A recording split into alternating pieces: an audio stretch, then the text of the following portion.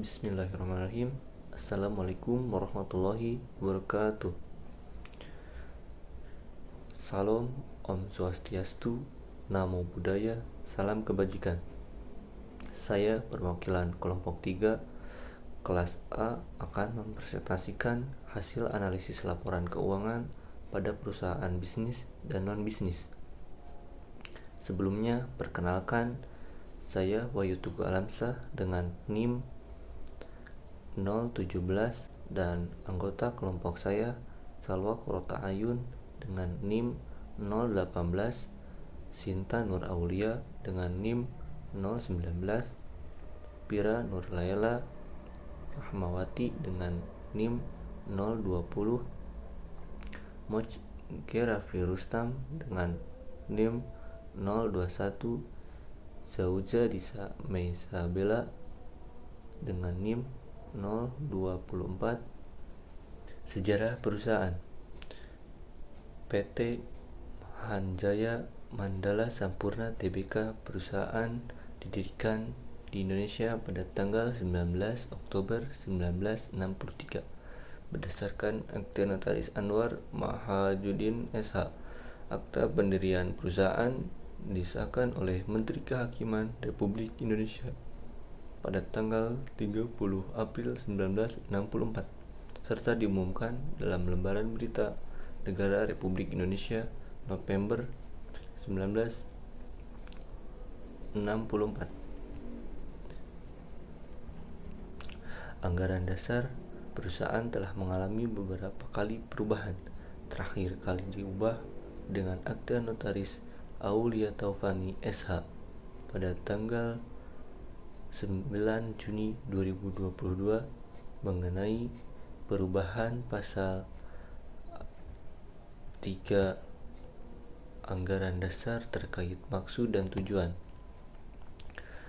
Kegiatan usaha perubahan anggaran dasar terakhir ini telah diterima oleh Menteri Hukum dan Hak Asasi Manusia Republik Indonesia berdasarkan surat keputusan persetujuan perubahan anggaran dasar perseorangan tanggal 29 Juni 2022. Ruang lingkup kegiatan perusahaan meliputi manufaktur, perdagangan, termasuk pengangkutan atau distribusi dan pergudangan, serta aktivitas jasa penunjang lainnya, serta di bidang industri produk tembakau lainnya.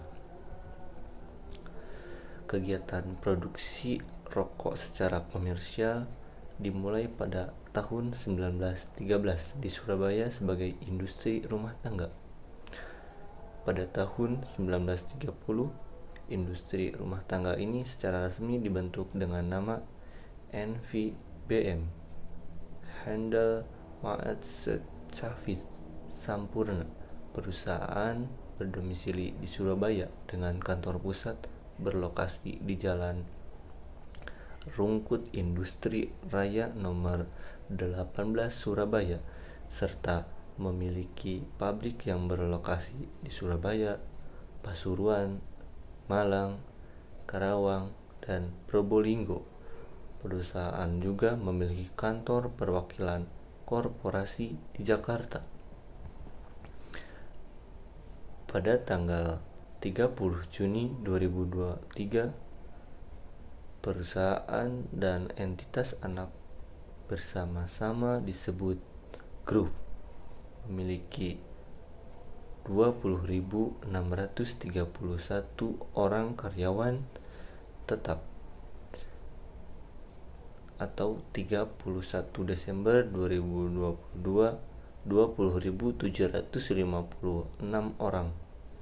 Pada tahun 1990 perusahaan melakukan penawaran umum saham sebanyak 27.000 lembar dengan nilai nominal sebesar Rp1.000 penuh per saham melalui Bursa Efek Indonesia dengan harga penawaran sebesar Rp12.600 penuh per saham. Selanjutnya kita beralih ke rasio likuiditas. Yang pertama, current ratio. Pada tahun 2023, setiap Rp1 hutang lancar akan dijamin oleh Rp1,649 aktiva lancar. Yang kedua, quick ratio. Pada tahun 2023, setiap Rp1 hutang lancar akan dijamin oleh Rp0,803 aktiva yang benar-benar lancar. Selanjutnya, cash ratio. Pada tahun 2023, setiap Rp1 hutang lancar akan dijamin oleh Rp0,137 kas dan efek. Berlanjut ke rasio solvabilitas. Yang pertama ada debt to asset.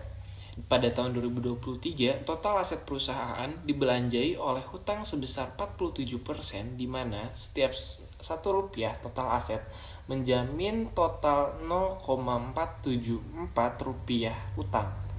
Selanjutnya, debt to equity. Pada tahun 2023, perusahaan memiliki sumber dana yang tidak sebanding antara hutang dan modal sendiri. Time to earn long-term debt to equity. Pada tahun 2023, modal perusahaan yang dibelanjai oleh hutang jangka panjang adalah sebesar 7,86%.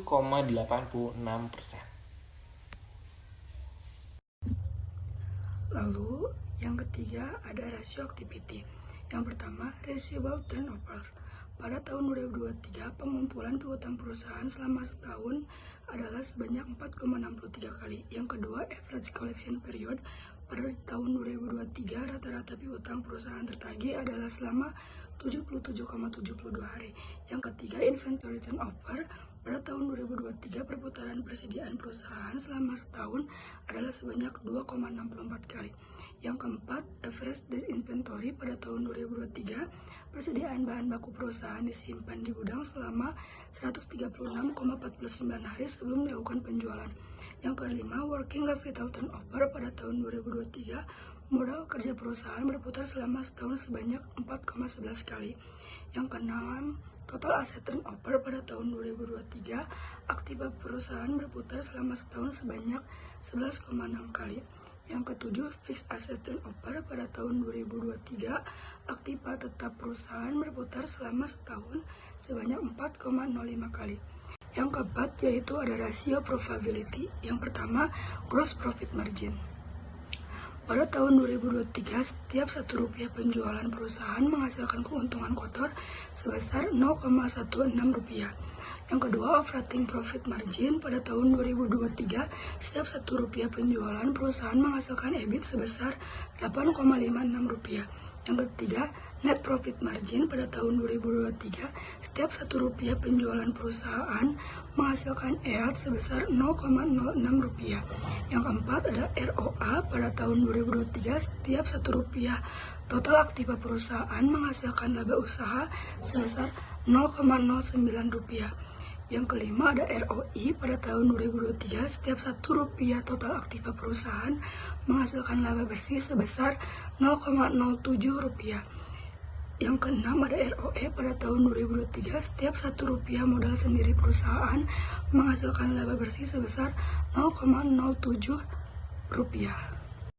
Berikut adalah hasil perhitungan dari neraca common size. Perhitungan dilakukan dengan cara membagi semua akun yang ada pada neraca dengan total aktiva maupun pasiva dan dikalikan dengan 100%, sehingga angka berubah menjadi persenan. Dan yang di sebelahnya itu adalah perhitungan indeks, yaitu dengan cara membagi akun tahun sekarang, yaitu tahun 2023, dengan akun tahun sebelumnya, yaitu tahun 2022, lalu dikalikan 100%. Lalu selanjutnya adalah hasil perhitungan laba rugi common size. Perhitungan ini dilakukan dengan cara membagi semua akun yang ada di laba rugi dengan penjualan lalu dikalikan dengan 100%. Selanjutnya dijelaskan oleh saya sejarah yayasan. Pembentukan MAN Insan Cendekia berawal atas kebutuhan sumber daya manusia yang memiliki kualifikasi tinggi akan ilmu pengetahuan maupun teknologi dan sejalan dengan keimanan maupun ketakwaan. B.J. Habibie menginisiasi melalui BPPT atau Badan Pengkajian dan Penerapan Teknologi, membentuk STEP atau Science and Technology Equity Program. Tujuan STEP adalah penyetaraan ilmu pengetahuan dan teknologi untuk sekolah di lingkungan pesantren. Pada tahun 1996, STEP melekatkan nama SMU Insan Cendekia sebagai nama lembaga pendidikan. STEP memilih lokasi di Serpong, Banten dan Gorontalo. Rancangan model pendidikan STEP mengambil filosofi magnet school Lembaga ini mampu menarik sekolah sekitarnya untuk terpicu dalam prestasi dan menyiapkan calon pemimpin masa depan bangsa. Pada tahun 2000, BPPT melimpahkan manajerial SMU Insan Cendekia ke Departemen Agama RI. Alih tata kelola ini mengubah nama SMU menjadi MAN atau Madrasah Aliyah Negeri Insan Cendekia. Meskipun demikian, ciri dan karakter pendidikan STP tetap melekat dan tidak berubah.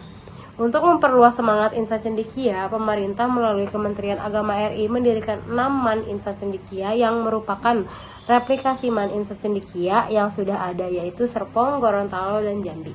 Pada tahun 2013, Kota Pekalongan merupakan salah satu lokasi yang dibangun MAN Insan Cendekia dengan lahan seluas kurang lebih 10 hektar pada tahun 2015-2016.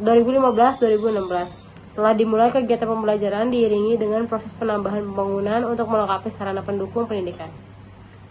MAN Insan Cendekia Pekalongan nantinya akan dapat mendongkrak peningkatan mutu pendidikan di madrasah dan perluasan akses pendidikan dengan keunggulan-keunggulan sistem yang dilatar belakangi dengan sistem pendidikan Islami. MAN Insan Cendekia Pekalongan dalam proses belajar mengajar mengikuti model madrasah yang telah meluluskan alumni terbaik madrasah di Indonesia, baik MAN Insan Cendekia Serpong, Gorontalo, dan Jambi. Selanjutnya, rasio liquidity dan solvability. Liquidity ratio, yang pertama ada current ratio. Setiap Rp1 hutang lancar akan dijamin oleh 1,68422667 aktiva lancar. Yang kedua ada quick ratio. Setiap Rp1 hutang lancar akan dijamin oleh 1,22722333 aktiva yang benar-benar lancar. Yang ketiga ada cash ratio. Pada tahun 2021, setiap Rp1 hutang lancar akan dijamin oleh 1 kas dan efek. Yang kedua ada solvability ratio. Yang pertama ada debt to asset. Pada tahun 2021, total aset perusahaan dibelanjai oleh hutang sebesar 0,3%, di mana setiap Rp1 total aset menjamin 0,003395448 total utang. Debt to equity, yaitu pada tahun 2021 perusahaan memiliki sumber dana yang tidak sebanding antara hutang dan modal sendiri. Yang terakhir ada time interest earned. Pada tahun 2021, keuntungan perusahaan hanya dapat menutupi beban bunga sebanyak 0,9 kali. Selanjutnya, di sini saya akan menjelaskan hasil dari activity ratio dan probability dari Yayasan MAN Insan Cendekia, yaitu ada aktivitas rasio, inventory turnover. Pada tahun 2021, perputaran persediaan perusahaan selama setahun adalah sebanyak 5,2 kali. Lalu ada average day inventory. Pada tahun 2021, persediaan bahan baku perusahaan disimpan di gudang selama 68,7 hari sebelum dilakukannya penjualan. Lalu ada working capital turnover. Pada tahun 2021, modal kerja perusahaan berputar selama setahun sebanyak 3,4 kali. Lalu ada total asset turnover. Pada tahun 2021, aktiva perusahaan berputar selama setahun sebanyak 0,08 kali. Lalu ada probability ratio, itu ada operating profit margin. Pada tahun 2021, setiap Rp1 penjualan perusahaan menghasilkan EBIT sebesar Rp41,7162892. Lalu ada ROA. Pada tahun 2021, setiap Rp1 total aktiva perusahaan menghasilkan laba usaha sebesar Rp0,3389901,335. Selanjutnya, di sini juga saya akan menjelaskan hasil perhitungan dari neraca common size dan neraca angka indeks pada Yayasan MAN Insan Cendekia. Untuk mencari common size dilakukan dengan cara membagi semua akun yang ada pada neraca dengan total aktiva lalu dikalikan dengan 100%. Lalu untuk mencari angka indeks dilakukan dengan cara membagi akun tahun sekarang yaitu 2020 dengan tahun sebelumnya yaitu 2019 lalu dikalikan dengan 100%. Sekian presentasi dari kelompok kami. Apabila ada kesalahan kata maupun proses perhitungan, mohon maaf. Wassalamualaikum warahmatullahi wabarakatuh.